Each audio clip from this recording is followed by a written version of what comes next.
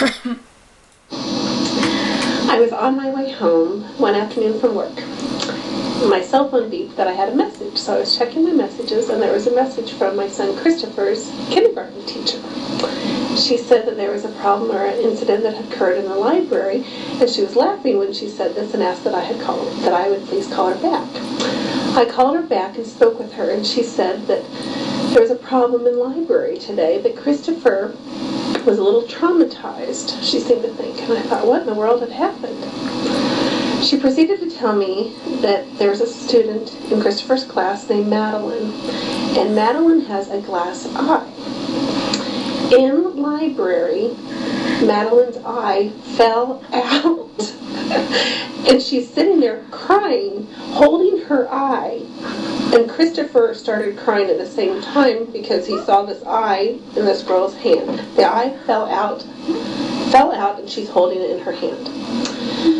So, the teacher was laughing when she was telling me the story, and I got quite a chuckle out of it too, but then she went on to say that it became a problem during the day, or she was concerned about Christopher because he was obsessing over this, that they had talked to the whole class about Madeline having cancer, and that's why she had to had her eye removed, and a glass eye, her eye replaced with a glass eye. Well, everybody else in the class seemed fine by it, but Christopher kept raising his hand and asking the teacher to come over, and she would come over and he would say, is my eye going to fall out?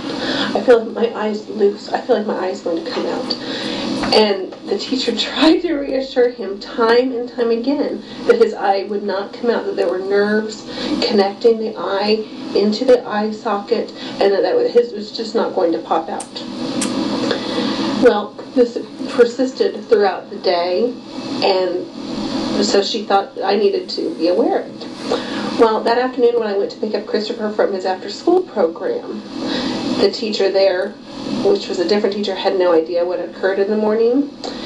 And she came up to me and said, Cindy, Christopher has been telling me that this girl's eye fell out in class, in library class.